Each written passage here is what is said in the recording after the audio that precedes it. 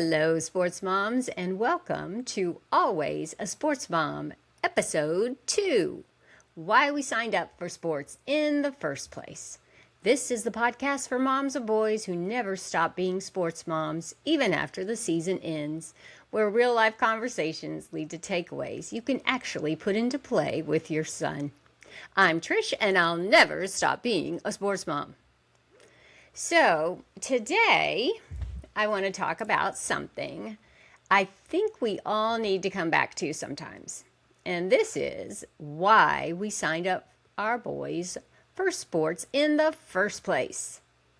But before we get into that, I want to introduce a couple of new segments I'm adding to our conversations here on Always a Sports Mom. The first one I am calling Sideline School. And in Sideline School, we're going to break down the sports terms, rules, and calls that help us stay in the conversation with our boys. And of course, you know, when I'm saying boys, I'm also talking about those of us with grown men as well, because they will always be our boys. Now, let's be honest. There are so many moments in sports where we're watching a game and we're sitting there thinking, okay, wait, what was that call? What did the ref just do? Why were they penalized for that?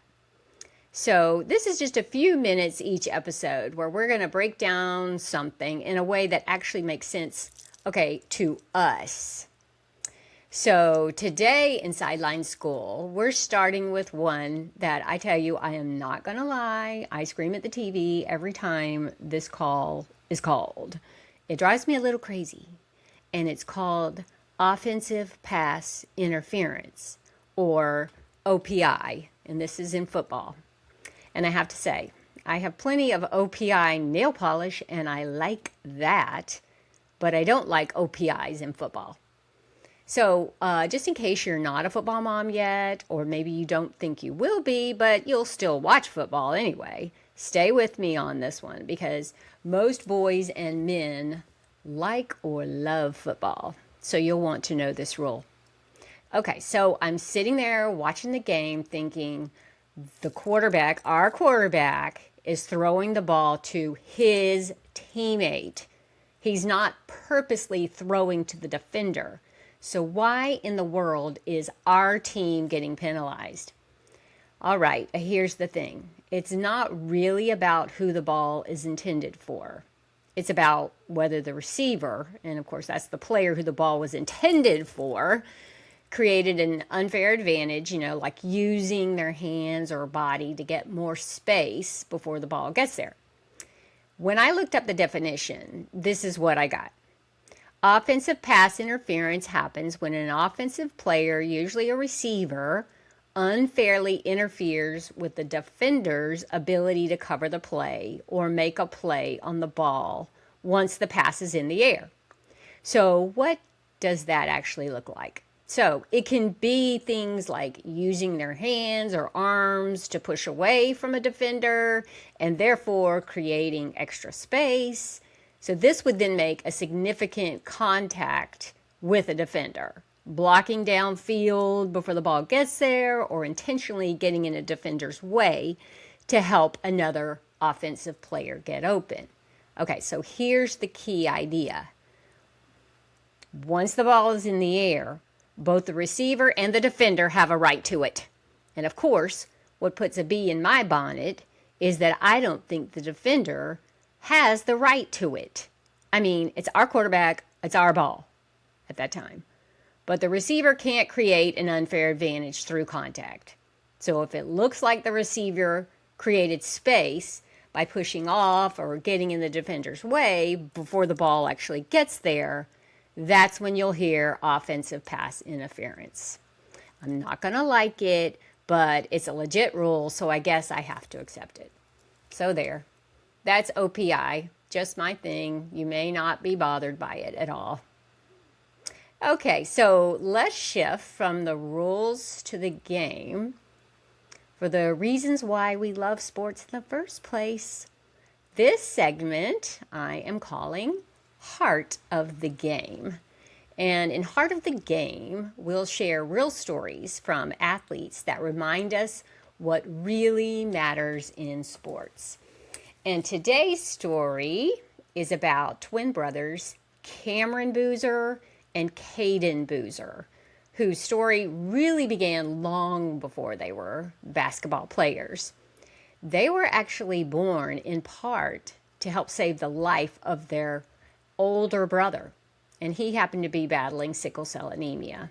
And I want you to just think about that for a moment. When I first heard this story, I couldn't believe it. Before they ever shared a basketball court, they shared something even bigger. They helped give their older brother a future. And really what makes their story even more special is they went on to play together for Duke University, one of the most respected programs in the country. So when we watch their journey, we're not just really watching two gifted athletes. We're watching brothers whose story began with family sacrifice and love. That's bigger than basketball. That's the heart of the game. Because really, long before the rankings, highlights, and final scores, sports at its core is still all about family. And even now, as their paths begin to shift, with Cameron heading toward the NBA and Cayden is continuing his own journey at Duke, the bond they built together still remains strong. And it's really fun to see their parents and their older brother watching the games and cheering them on. And honestly, that right there is part of why we signed up for this. Not just to sit on the sidelines, but to be part of something our boys care deeply about, to understand it, to appreciate what it teaches, and to stay connected with them through every season of life. And if you think back to the very beginning, it was so simple. I mean, they were such little cuties. The uniforms were too big, and half the time they were chasing the ball instead of playing the game or sitting out in the outfield picking the grass. I mean, we said yes, not because we had some big long-term plan, because it really looked like something they would love. You know, we didn't sign them up because we thought they'd be the best on the team, although we always had high hopes, as every parent does. We signed them up because we really, really wanted them to have fun, burn energy, can I get a witness on that, make friends, and just feel like they belong somewhere. And really, maybe without even realizing it, we were giving them something more. Because boys, they don't always process life sitting still and talking things through. You know, a lot of times they process life through doing, through movement, through competition, through trying and failing and trying again. And actually, I remember reading something years ago, and it's just always stuck with me. And it said that sometimes with boys, when you're calling their name and they don't respond, like Justin, Justin, Justin, it's not that they're ignoring you. They are just so laser focused on what they're doing. And if you just gently touch them, I mean, literally tap them on the shoulder, it kind of breaks that focus. And they'll turn and listen. Well, let's hope they will anyway. Try it and see if it works for you and your son. But I remember thinking, that makes so much sense. Because that's what sports give them. That kind of focus, that kind of engagement, that place where they fully are in it. And when we step into that world with them, even just a little, that's where connection happens. When they step onto that field, They're learning things that they don't always get taught in a classroom. Things like how to show up even when it's hard, how to respect a coach or a fellow teammate, how to take direction, how to keep going after they mess up.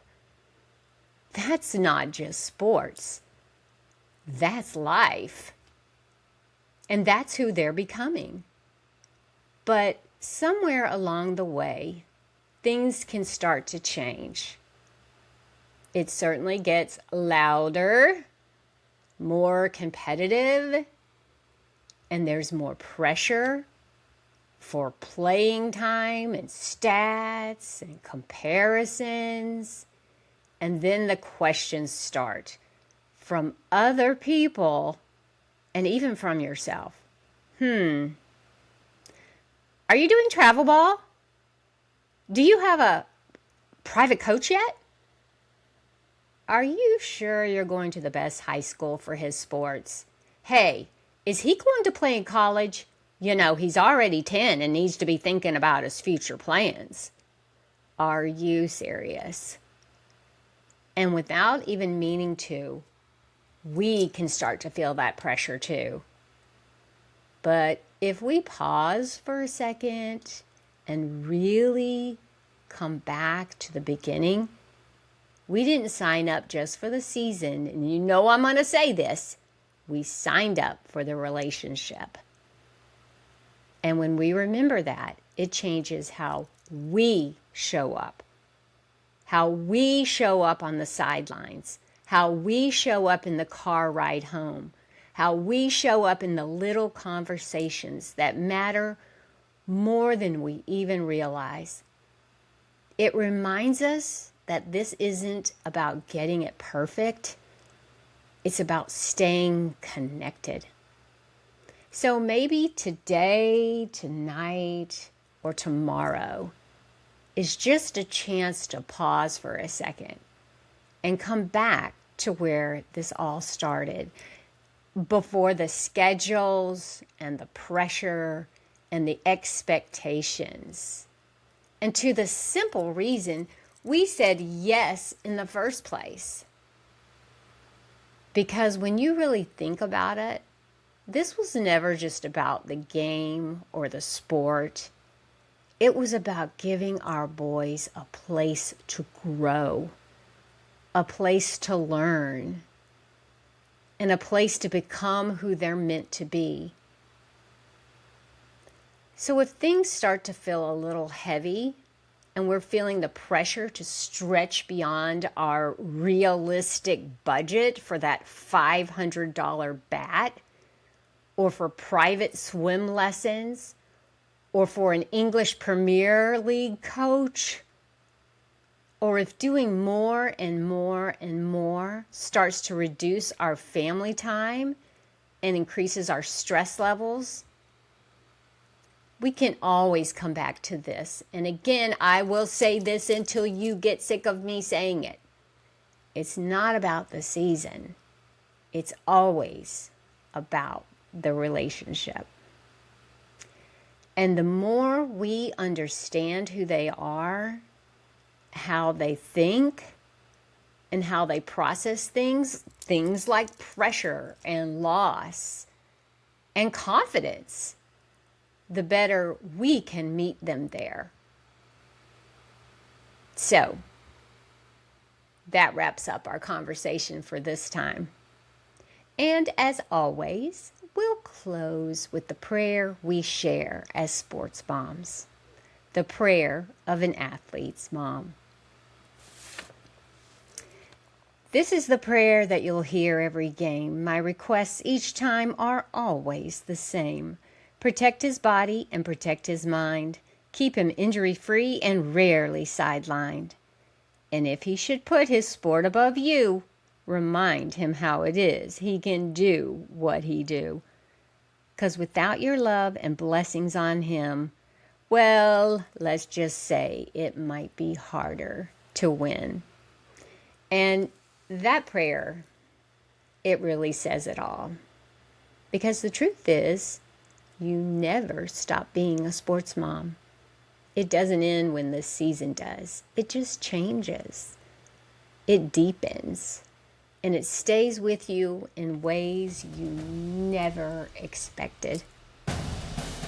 Oh, I can't wait to be with you for our next conversation.